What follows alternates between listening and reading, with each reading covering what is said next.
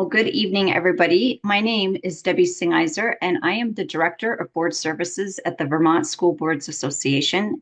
Thank you so much for joining us this evening for our webinar, Get on Board Candidate Training. Before we begin, I just wanted to cover a couple webinar logistics. We encourage your questions. That's why we're here, is to answer all of your questions. So if you have a question, feel free to put it in the Q&A box. We don't tend to use the chat box, but please do put it in the Q&A box. We will answer questions as we go along. Also, if you have some questions after you get off the webinar that you didn't get a chance to ask or something comes up later, we are always available to answer them. I'll put my email address up at the end so that you know how to contact me. So please send me your questions and I'll make sure that the appropriate person answers them. After the evaluation, you're going to see a 3-question evaluation pop up. It takes literally about 2 minutes to complete. And we do ask you to complete it because it really helps us to improve these webinars year after year. So thank you in advance. Following this webinar this evening, you will be receiving in a few days an email. And in that email, you'll have a link to the video recording, the presentation slides or the slide deck, as well as any other resources that we mention along the way. So keep an eye on your email because that will be arriving shortly. Also, a link to this webinar will be found on our website, which you will have access to. And if you go to our website and you go over to the resources tab, you'll scroll down and you'll see something called Running for School Board. And that's your page. That page is designed specifically for people who are interested in running for school board. And you'll find this webinar, the recording to this webinar on that page, as well as a lot of other resources that will help you make a decision about whether you wish to become a candidate, as well as how you do become a candidate. So please check out that webpage. Again, it's called Running for School Board, and it's under our resources tab. So I think, and finally, if you have any technical difficulties, if something happens, my cell phone number is up there. Feel free to text me or call me, and I will try to troubleshoot for you. So that does it for me. And what I'd like to do now is hand off to Sue Siglowski, the Executive Director of the Vermont School Boards Association. Sue will tell us a little bit about herself and then get us started. So Sue.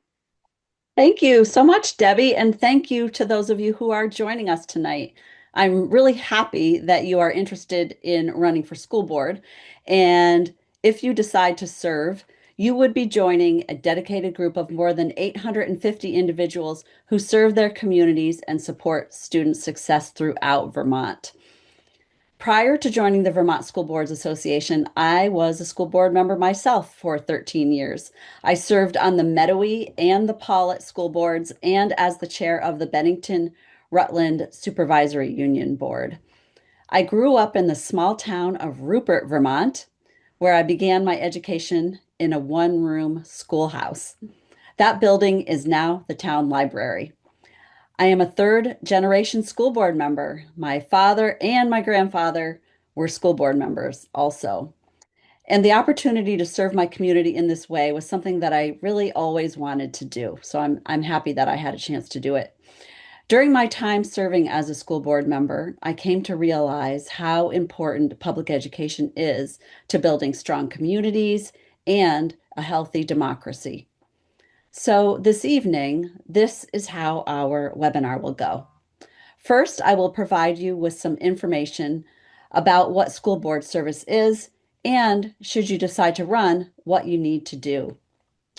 Then you will hear from 3 exceptional school board members who will speak about their experiences serving on their local boards. And after that, we will provide you with a brief overview of how the Vermont School Boards Association supports board members. And then we will leave time at the end for any remaining questions. As you have questions, feel free to put them in the Q&A box. Debbie's going to monitor that space and will read them at the appropriate time.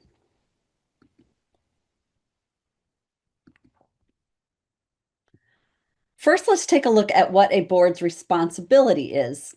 When referring to school boards, we frequently use the term governance to define what their responsibility is. So let's take a minute to think about what is governance. As you can see from these definitions on the slide, governance is a higher level function. To govern means to steer or set the direction. In our case, when talking about education, the board is responsible for steering the school district towards its vision, a vision that is written and reflects the wishes of the community, something we will get to in just a minute.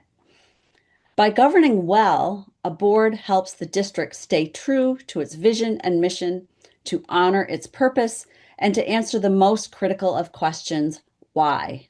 As in, why do we exist? For example, why does the Bennington Rutland Supervisory Union exist? What is its purpose?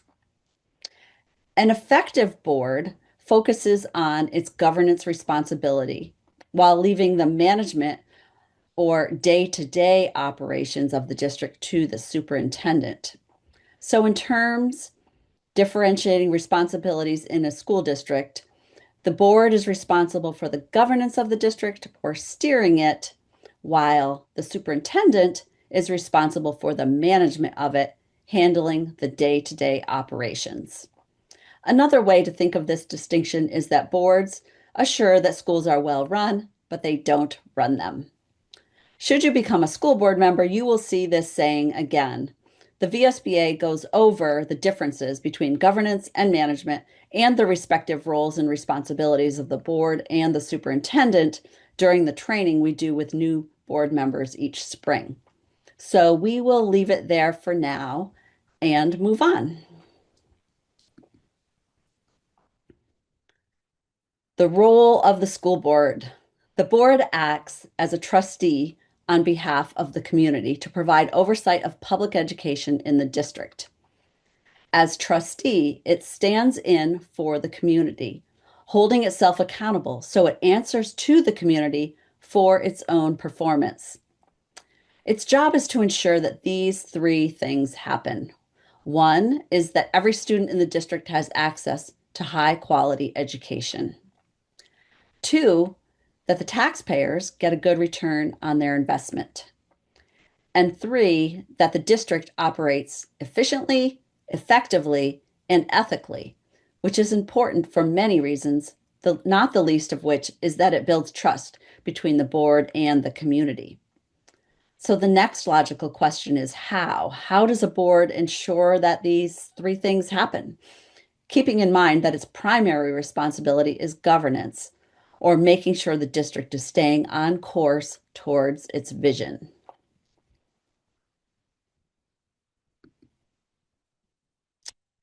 At the VSBA, we developed a way to help organize the essential work of school boards according to categories, as you can see here. All 6 of these categories, or pillars as we often call them, are equally important to the success of a school district. Let's briefly look at each pillar.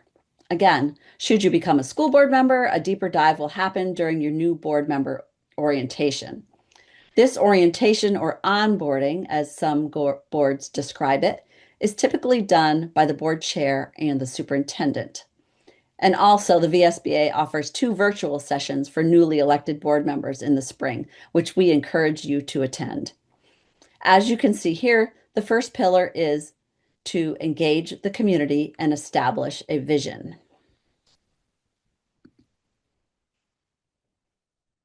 The board is in the strongest position whenever it is engaged with the community. The board should develop structured and ongoing opportunities for the community to define and refine the vision for the school district, which is a vision for student success. Once the vision is in place, the board then assumes responsibility for monitoring progress and making policy and budgetary decisions to achieve the vision. To keep the community engaged in the ongoing work of the district, including both successes and challenges, the board seeks different ways to interact with the community in a variety of settings and contexts. One of the most obvious times community engagement happens every year is during the budget season, specifically at the annual district meeting when the board presents the budget to registered voters for their consideration prior to the budget vote. However, community engagement really should be happening year-round. Again, the board is in its strongest position whenever it is engaged with the community.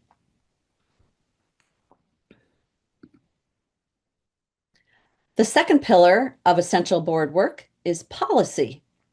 Of the 32 specific duties delegated to local school boards by law, the very first responsibility on the list is the duty to determine the educational policies of the school district.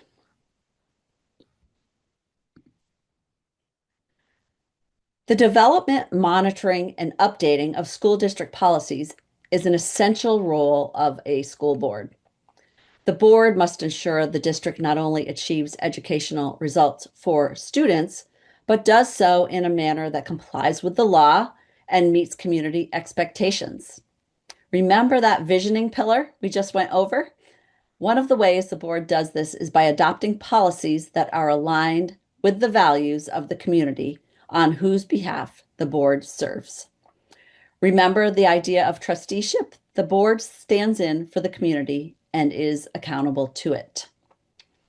Once the board adopts a policy, it delegates authority to the superintendent and their team to further interpret the policy, which is often done through written procedures. The board then regularly monitors compliance with the policy. If the issue is important enough to be addressed in policy, then it must be monitored. One of the things new board members should do is familiarize themselves with all of their district's policies.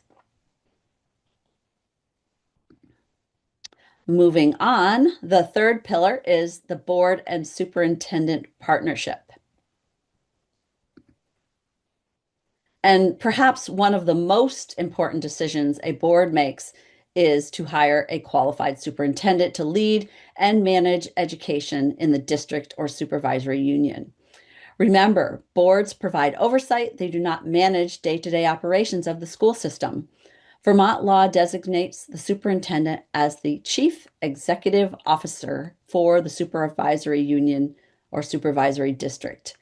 As the CEO, the superintendent is accountable for the operations of the entire school system.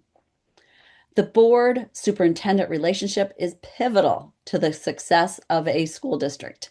It matters for many reasons. Perhaps most importantly, it matters to student achievement. Studies have shown that in districts with high student achievement, one of the main characteristics of the school board was a good working relationship with the superintendent. Ideally, we want this relationship to be a partnership, one that is based on mutual respect and trust. And we strive for the board and superintendent to act as a united team, one where they work together collaboratively.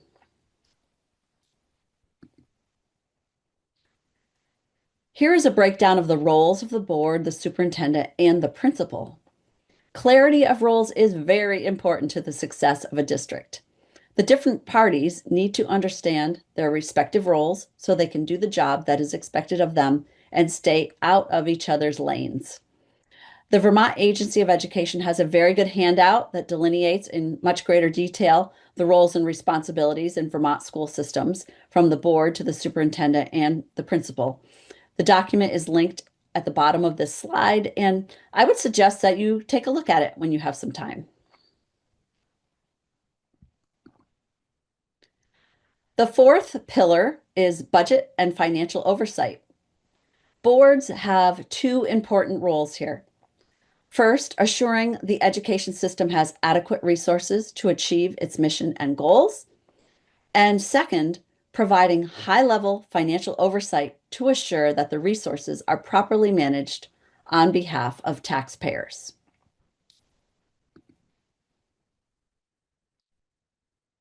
The board has 6 major responsibilities related to the finances of the district, which are covered in detail during the training VSBA does in the spring with newly elected board members. For our purposes today, this is what it is important to keep in mind: that a budget should show the values of the school district as they have been articulated before. Remember that community engagement work I talked about a couple of minutes ago? That is an opportunity for your board to truly understand from its community what is important to the community members in terms of public education. This will help so much during the budget season when tough decisions must be made. The fifth pillar is monitor progress. The board is accountable to the community to ensure the district is making reasonable progress in achieving outcomes for students and that the system is operating in compliance with all policies, laws, and regulations. To meet this obligation, the board needs to regularly monitor both areas. Monitoring is key to ensuring fidelity to the district's vision and goals, compliance with policies and law, and fiscal responsibility. Here's a list of some of the monitoring tasks a board undertakes on a regular and scheduled basis. A lot of time is spent by the board on monitoring. Again, more time is spent on this during our new member academy and hopefully covered during your local onboarding. Finally, the sixth and last pillar, effective and ethical operations. As elected officials, school board members must act with integrity and adhere to the highest ethical standards. Ethical and effective operations are essential to a strong school board. Effective operations are characterized by the following: board members who are clear that they have no legal authority apart from the board, boards that assure that schools are well run but do not try to run them, board members who avoid actual and perceived conflicts of interest, and board members who maintain confidentiality of executive sessions. A board meeting is where board work is done. It is a public meeting, but not a meeting of the public, an important distinction to note. The dates of regular board meetings are agreed to by the board during its reorganizational meeting in the spring. Meetings are publicly warned and must comply with other provisions in Vermont's open meeting law. Boards are required to use Robert's Rules of Order to conduct their business. These operations are covered during a board member's orientation, and the VSBA offers customized training for full boards on both open meeting law and Robert's Rules of Order.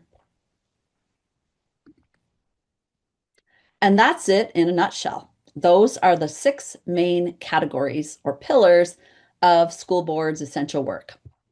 Should you become a board member, you will learn a lot more about each of these and how to become an effective board member whose eye consistently focuses on good governance.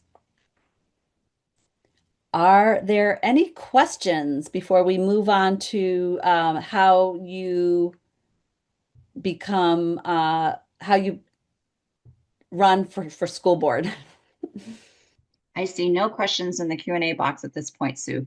Okay, great. So, question is, are you ready to run? And if you decide to run, and we hope you do, here is what you need to know. First, let's go over the eligibility requirements, and these are enumerated in Vermont state statute. First, you must be a legal voter in the school district that you want to serve in. This is in 16 Vermont statutes annotated section 558. You are not eligible to hold the office if one of these stipulations listed here on the slide is true. But note the asterisks at the bottom of the slide because there are exceptions to these. If you have any questions about your own situation and whether you meet the eligibility requirements, the best thing to do is contact the Elections Division of the Secretary of State's office.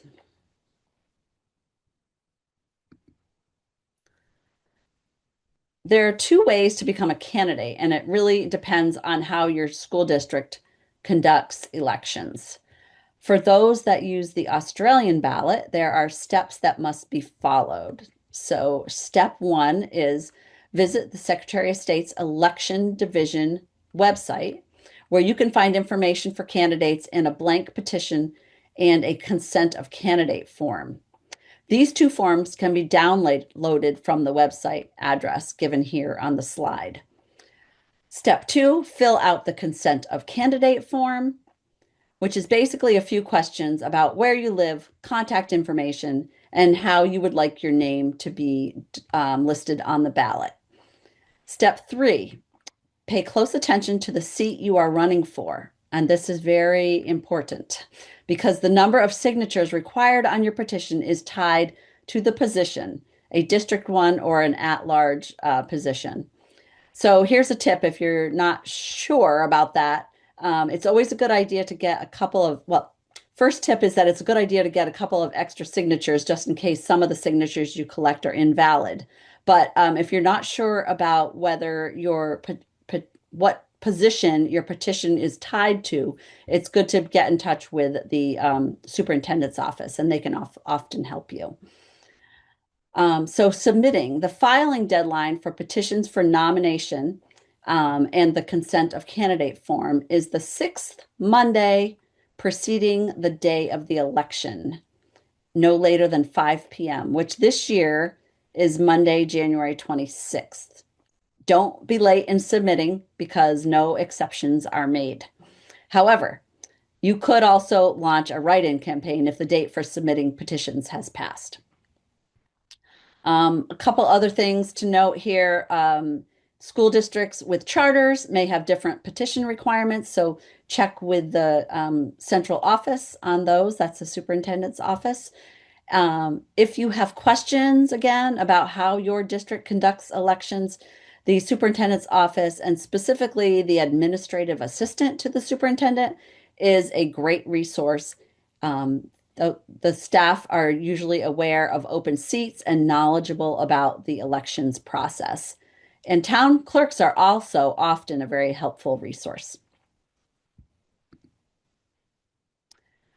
If your district does not use Australian ballot, it is a much simpler process. As you can see here, you will be elected from the floor at town meeting.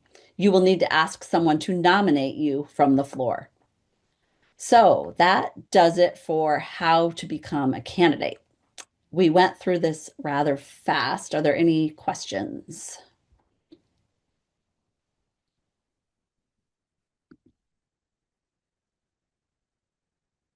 No questions, Debbie? No questions. Okay, I'll keep going then.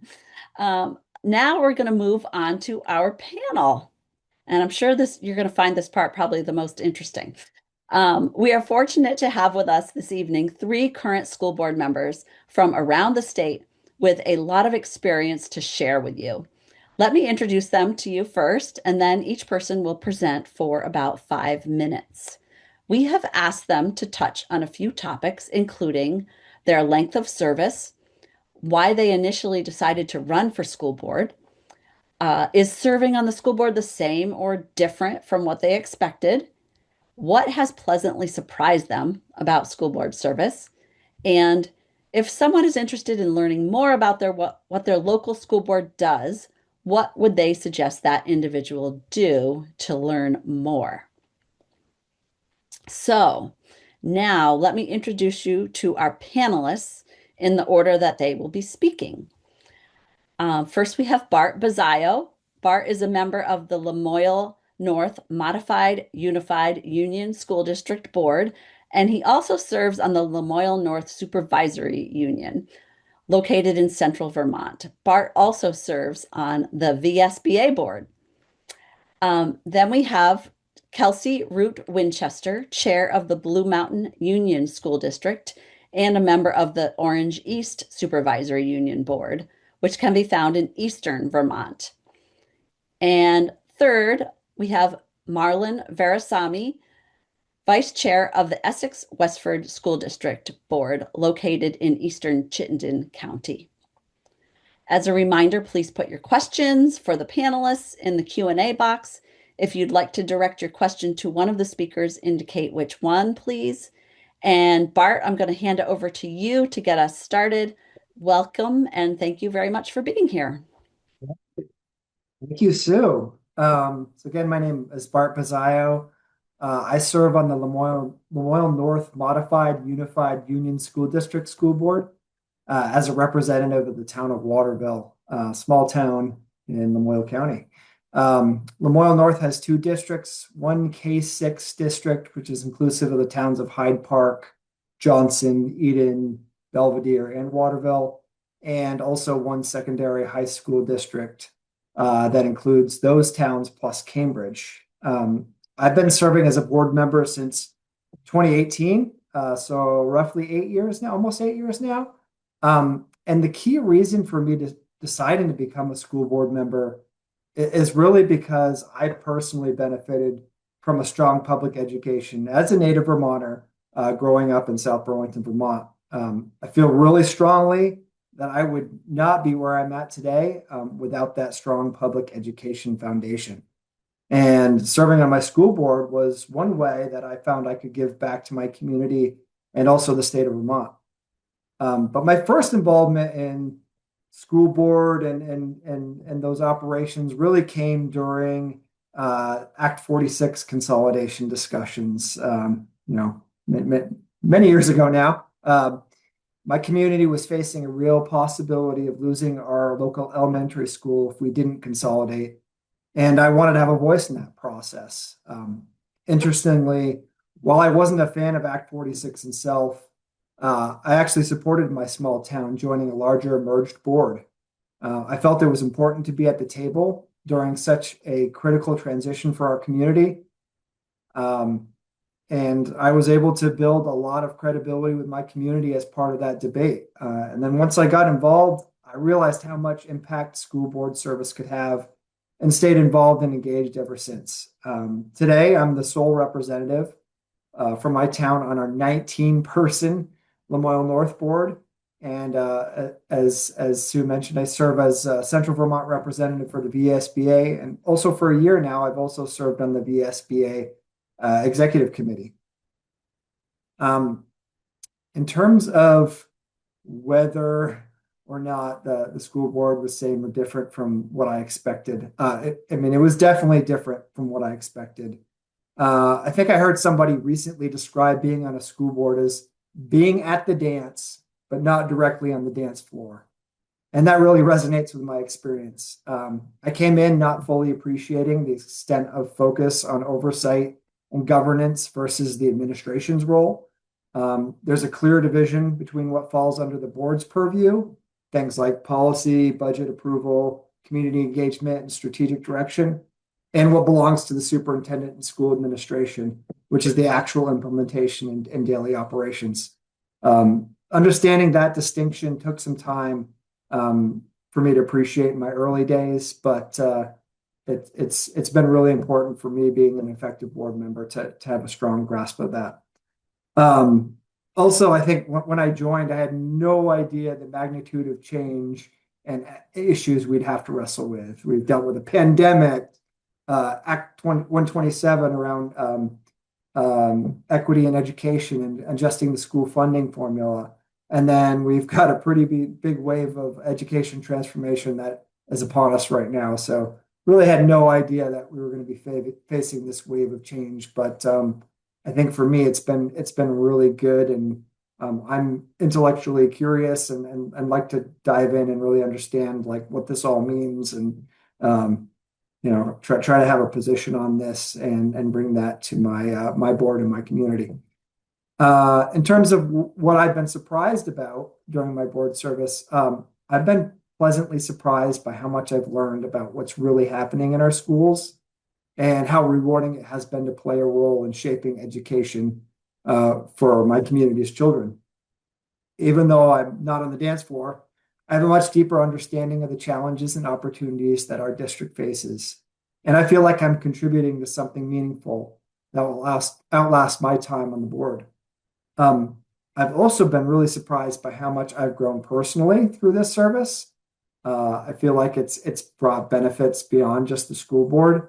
I've learned about school finance, policy development, labor relations, and governance in ways that I never would have expected.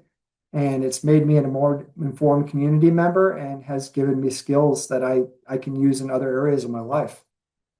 And lastly, if someone is interested in learning more about what school board service entails, I really encourage them to start by attending a few school board meetings. As Sue mentioned, they're public, and it's the best way to see the work that a school board actually entails. You also learn a little bit about the dynamics of the school board, the personalities involved, because that's really important. Personally, I really love the board that I work with, even though it's a really large board, and that's sometimes a little bit difficult to manage. I built really deep relationships with a lot of those school board members, my fellow school board members, and it's been just an awesome experience. Also, reach out to current board members. Most of us, myself included, are really happy to have a conversation about our experiences.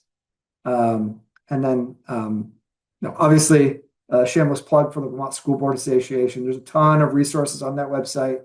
And then I will leave you with don't be intimidated. Like, you don't feel like you need to be an education expert before you join a school board. I think the best thing is to have an open mindset and be curious. I mean, what matters most is your willingness to learn, your commitment to the community, and your ability to think about what's best for all students in the district. Thank you. Thank you, Bart. Next, we will hear from Kelsey. Kelsey, thank you very much for being here, and the floor is yours. Thanks, Sue.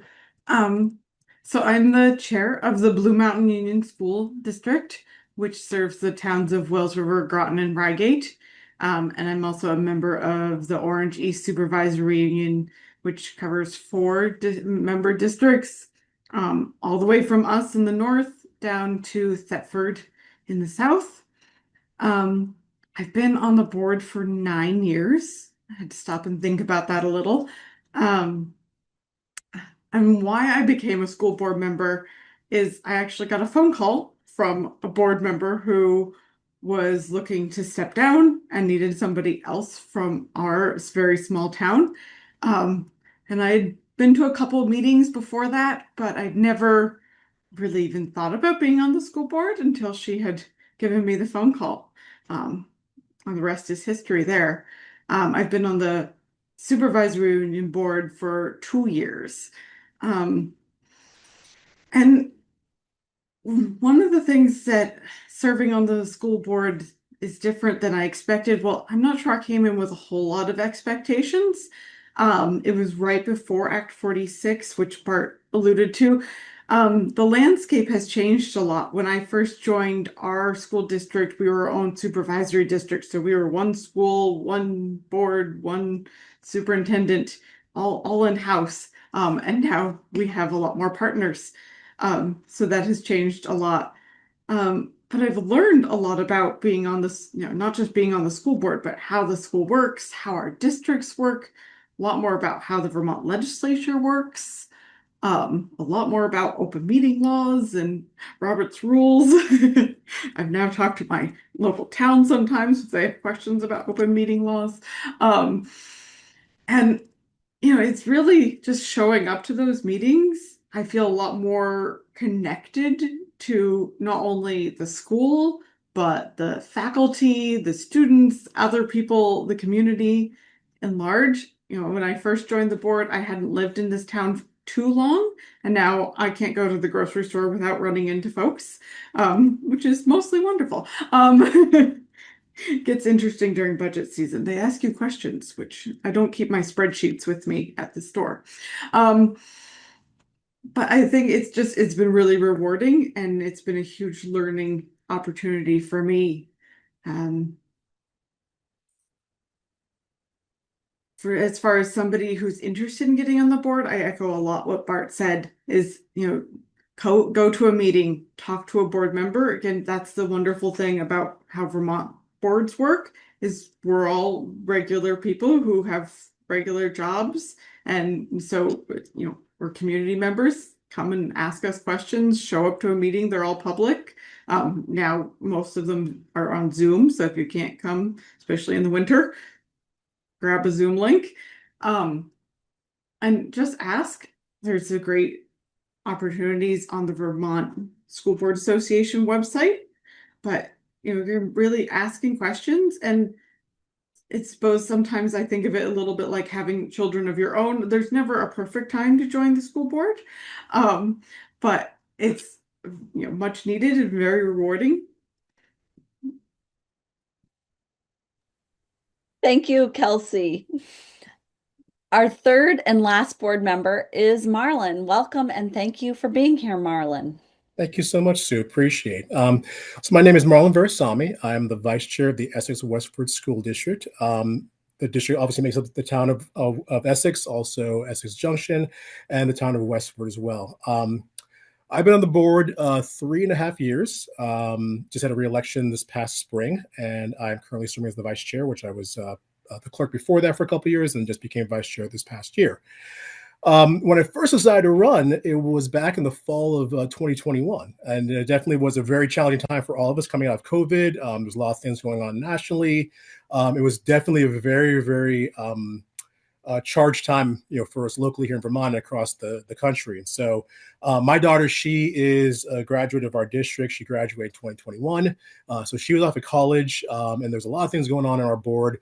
Our board had put forth an equity policy. It was one of the first in the state to get passed, and that had been passed earlier that year. So there's a lot of conversations in our community, a lot of emotional, really high charged conversations. And at that point, my wife and I, we were going to board meetings pretty regularly just to see what's going on, just to support and see what's happening. And for me, kind of the linchpin point for me to decide that I want to join was we have student members on our board, and we have two amazing young women on our board, both women of color on our board, and they had brought forth a petition from the students. They wanted to support students of color in the district, and they wanted to raise the BLM flag in our district. That brought forth a very, very interesting conversation in our community. The majority of our community members were very much behind that. There were some that were not. Unfortunately, there's a few members that said some very unfortunate things to our student members, which again struck a nerve with me. Again, also having a young woman of color in my house and my daughter.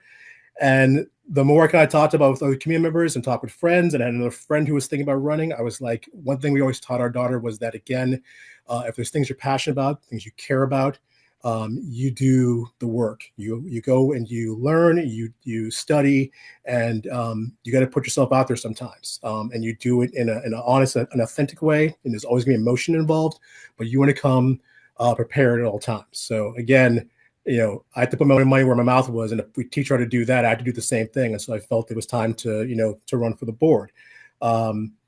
And so, yeah, it was definitely a crazy time to run for the board, and coming out of COVID and coming out of everything that was going on in our community.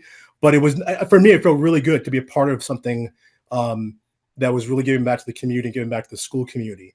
As far as things that were different than were expected, I'm not going to lie, it was very different when I first got on the board. Between in person and watching online, during COVID, I probably watched, about 2 years worth of meetings. And I think, as Bart and Kelsey can speak to, like, what you see on this, when you sit on the sidelines and when you get on that table, it's very different. So you basically jump in the deep end real quick, and you got to learn a lot. But I think for me, it was really good because I really got to see how the district ran. I got to see a lot of the good work the district was doing beyond just what my own child's experience was. And it made me really excited to be a part of that and learn more about how the systems worked and how a board can really govern. And so you'll meet folks and you'll see folks in certain boards in the state and across the country who may run to want to focus on one particular thing. But as board members, we have to focus on everything in our district. Every piece of our district is important, and that's what good governance is a part of. So for me, it was really kind of wrapping my head around understanding good governance, understanding how, as Sue mentioned earlier, our policies. Somebody mentioned to me like years ago that the power is in your policies. If you can create and establish strong policies for your district and then monitor them and work with your superintendent and the district staff to make sure those policies are sound, you can do amazing things in your district. And so for me, that was a big piece I learned. And it took me about a year or two to kind of get that under my belt and slowly get better and better at that. So that was something for me that was definitely a huge surprise of understanding how we can actually make positive change on the board and how to best handle that. Something pleasant about that surprised me about board service. How much my community really cares about public education. Like, that was really exciting for me, is to see how many folks When things are down, you see many folks that come out to come to meetings to support, they'll ask you questions. Like, you know, Kelsey mentioned, like you go to the grocery store, a lot of times you get interactions and like 99% are amazing. Folks are excited. They want to know what's happening. They're excited about their individual school, about the district, all these kind of different things. So that was really, you know, heartwarming for me to get that and see that. You know, and again, it's overall seeing how amazing our schools are, not just in my district, like getting a chance to see, you know, stuff in our sister districts around us. We have amazing schools in Vermont. And I think sometimes we take that for granted, how amazing and how unique and special all these different schools are. So as a board member to get a chance to see that in action, it blows me away every single time. So I'm like really excited about that. As far as if you're interested in running, I mean, Bart and Kelsey covered it really, really well. You know, you definitely want to, you know, have a chance to go to meetings. If you talk to board members, both current and former, it's definitely something to do. Something I did, and a couple other folks on my board did when we first got on the board, before we got on the board, was we talked to folks in the district. We talked with our COO. We talked with, our superintendent. And again, it was just from a perspective, like, what do I need to know? What do I need to understand about being on a board, and what does a good board member look like to you? Like, how does it effectively help you? So like our COO talked to us about our budget and like walk through like the piece of the budget and what's important and what does the board need to know and what are actions that the board needs to take to help a district run properly. And then from a superintendent standpoint, it was, you know, how can we best support a superintendent? How do we, you know, properly manage? So as Sue mentioned before, that, you know, the superintendent can focus on the day-to-day. Because that's the biggest thing, like a lot of folks understand, is that we're not focused on that day-to-day operations. We're focused on making sure that school runs well, as Sue said earlier. And how do we as board members can really maximize that for our superintendents and for our district staff and for our teachers and for all the support staff too. So for me, that's like the biggest thing, is like really, you know, take the time, talk to folks. You know, again, you know, I'll also shamelessly plug VSBA too. They also have great services and supports to help too. We use them in our district. And just ask questions and ask your community members questions too. Talk to your folks in the buildings, talk to teachers, talk to support staff. What is working for them? What's not working for them? And as a board member, being able to speak that, because those are a part of your community, you can speak power to that when you're at the table. So that's it for me. And so yeah, thank you so much, Sue and Debbie, for letting me share. Thank you very much, Marlon, Ann, Kelsey, and Bart. All three of you had really interesting insights and advice. So thank you very much for sharing that. You have provided us with a lot of invaluable information this evening. And I might also add thank you to all three of you for your commitment and hard work for your school districts. Debbie, do we have any questions at this point? I'm going to give people a chance to type their questions in their Q&A in the Q&A box. I would like to ask a question, if I may, to get us started. So for those of you who are shy about asking questions, don't hesitate to put one in the Q&A box. Nobody sees it except for us, and nobody else will be able to see it. I have a question. When I talk to candidates or people who are thinking about running for board, oftentimes I get asked, how much time does it take? So I know that's a hard thing to answer. I know you're going to say it kind of depends and everything, but is it possible to quantify how many hours a month you feel like you dedicate to school board service? And it also could vary very much between whether you're a board officer, like a chair or vice chair, right, versus a member. So do your best. Who would like to start? Marlon? You want to go first? Or you want me to go or first? Kelsey? Go ahead, Marlon. Okay, so I'll say as a member, the time you put into it is probably a few hours to prepare for meetings. If your board has committees, you're also preparing for some committee meetings too and understand the materials. So, you know, a few hours a week, you can probably get by when you first start. I think, as most folks say, you get what you put into is what you're gonna get out of it. You know, so if some folks may just like, you know, spend like just the time at the table, you're not gonna really be able to govern well. So I think if you really want to do the job well, you need to put a little extra time into, understand you may have to, you know, dedicate some hours to that. That changes when you're a board officer, whether you're the clerk, whether you are the vice chair, or especially if you're the chair. And, you know, and Kelsey and Bart will speak to that here in a second. You have a lot more hours. You're having a lot more face time with the superintendent. You're having a lot more face time with, I literally came out of a negotiations meeting and ran from the district office to come here to this. So like, you know, those are extra hours you're doing and putting in. So, I mean, to quantify it, It depends on the time of the year. Summertime is pretty quiet. You can actually get a break like with everybody else. As you get into the fall and preparing for the year, it gets a little busier. Your hours are going up to a few hours a week more than the rest of the board. We're in budget season right now, all of us are, and so you're probably putting in. I will say some days I'm putting in 3 or 4 hours after I get home from work to like go through materials, make sure we're good to go, because I chair 2 different committees, finance and facilities, to make sure that my team is good to go for that. So it can be busy. There's going to be days where you end up by the end of the week and you're like, wow, I just probably knocked out 12 to 15 hours working on board stuff. And you still feel like you didn't get enough done. So again, like it really is again what you want to put into it. And I'll say this, I really enjoy doing the work because I love seeing the outcomes. So so I think as you move up the ladder, you got to take that expectation that again, with that extra, title, whatever it might be, there's a lot more responsibility. And if you're willing to meet that challenge and willing to put that time forward, you can do amazing things with it. So I'll turn it over to Kelsey. You said a lot of great points. I think also a little bit depends on how many people that make up the board. So we have a 9-member board for our school district and a 12-person board for our supervisory union. So of course, many hands make light work or lighter work. I know there's some districts that have 3 members, so you have a little bit more work when there's fewer of you. But like Marlon said, it's a lot at the beginning, what you put into it. The bare minimum, read your board packet. Come to the, ready to ask a few questions. Of course, those first couple months, I remember being, it's a lot of learning. I remember scribbling down what acronyms were so I could look them up later. We tried to be better about that with new members, but not always happens. But, a lot of what Marlon said again, but it's what you put into it. We won't talk about how many hours I put in as a board chair, but of course, brand new members don't get thrown into the deep end right away.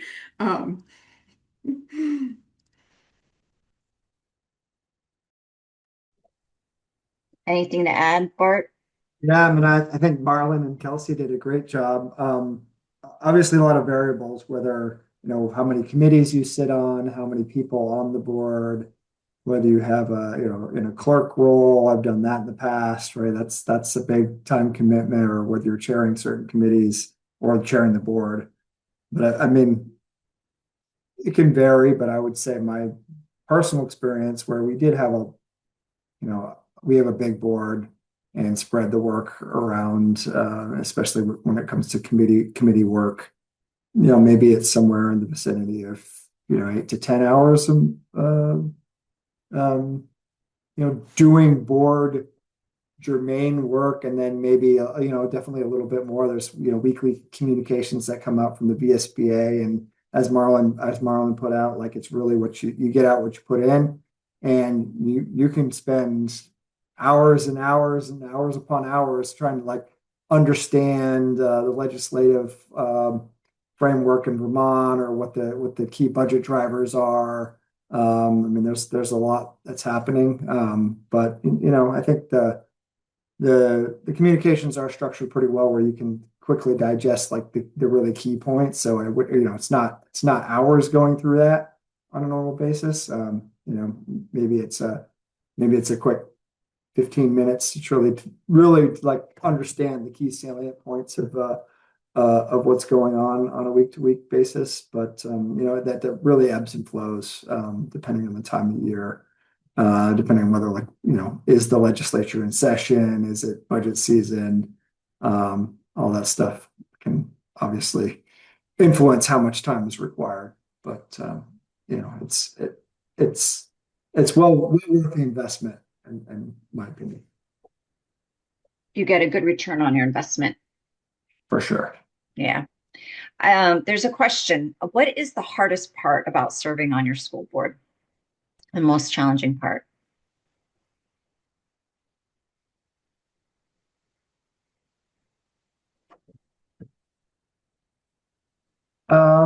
I would say, a board, you want to try to build consensus as much as possible, and that's really hard work, right? To try to understand, where people might have dissenting opinions and understand their why. It takes a lot of time and effort. You might have to understand a little bit about that person and get to know that person a little bit better. So yeah, I would say just trying to build consensus and really articulate that vision and strategy about where the board wants to go, where you want your district to be in the future. I think I echo what Bart said, but I think the other thing for me has been change. So you just start to get the handle of something, and then the legislature changed something, or something else changes, and then you gotta adapt and go with the flow again. And so it's, in some ways, it's just like what our students are doing. We're always on a learning path. We might not be doing it in a classroom for as many hours as them, although sometimes we meet in classrooms. But it's definitely a lot of learning. Yeah, absolutely agree with Bart and Kelsey on those two there. For me, I'd say in the last 2 years, and I'm certain they probably could feel too, it's been doing the budgets. They've not been fun. Again, just like Kelsey said, a lot of changes have come that have forced us to have to change with them. And that's been reflected in all of our budgets. And that's made it hard for trying to find that balance, where we're being fiscally responsible to our community, but we're also being responsible to our staff and to our students. To make sure that we can give them good outcomes. And so it's always that balancing act. And I think it brings out a lot of emotion in people. It brings out a lot of feelings. And I think you have to manage that with the board, manage that with the community, and with the staff and with the students. You never want to tell somebody no. And not bring something to somebody, whether that is, extra teachers, paras, program, a good tax rate, whatever that might be. And a lot of times you got to find that balance. And sometimes there's no great answers. And so you wind up with a lot of people who are not that happy with you. But again, you're trying to find a balance to make sure that you can get things done. So like that has been really hard for the last couple of years for us.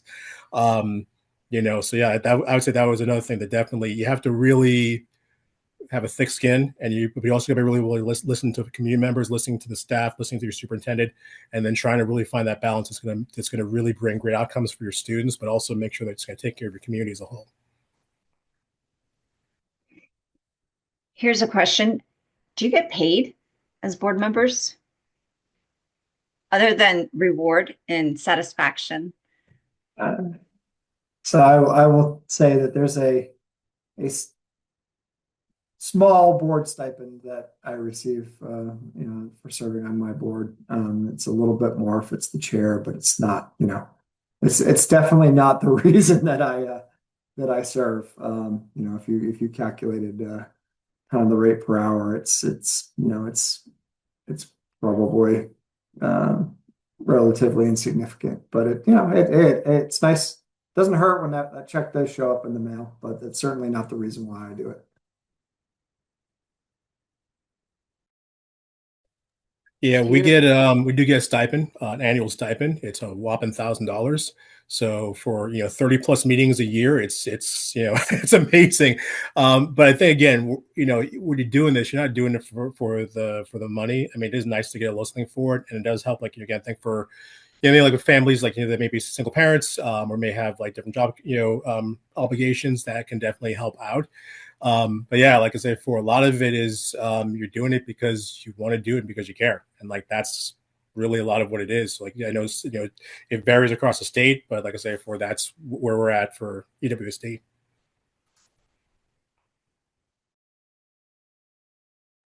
Kelsey, do you guys get a board stipend of any kind?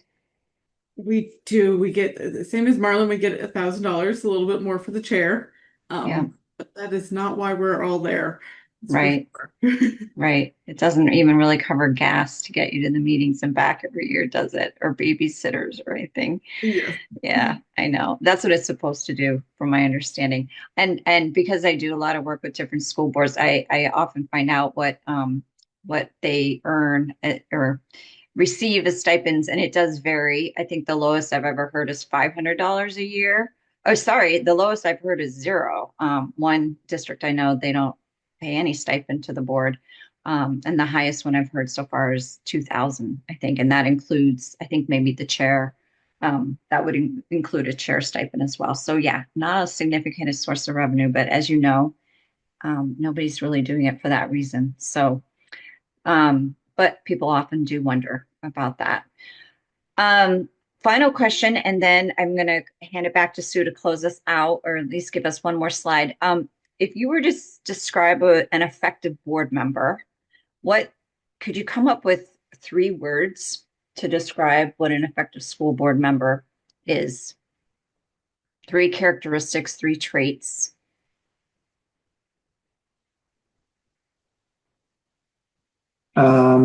Sure, I'll start with the 3 words that come to mind. It's collaborative,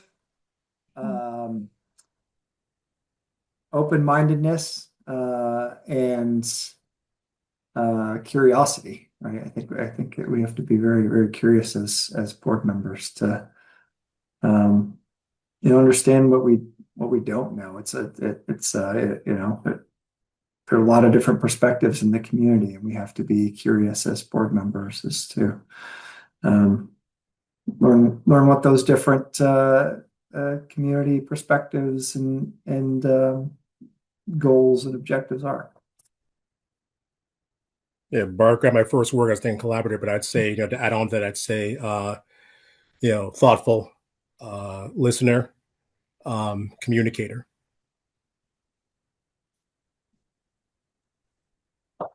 I would just add willingness to learn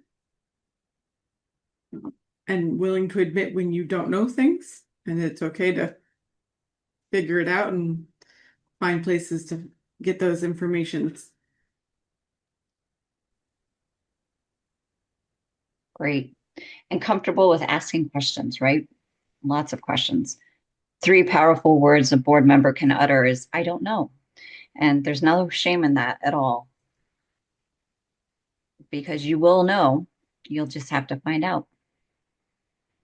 All right, Sue, I'm going to hand it back to you to talk a little bit about what the VSBA does to help support new members. And then I will close this out for the evening. Okay, thanks, Debbie. So I'm going to share very briefly, just with this one slide, what the VSBA does to support school board members, and that means new ones and veterans alike. We have a hardworking team of 5 ready to provide you with these services that you see here on this slide. We work with individual boards providing customized support, such as training and workshops, as well as support to all boards in the form of webinars, our annual conference, which is held each fall, and a number of consultation services listed on the slide. VSBA is a membership organization, and we are always helping our members.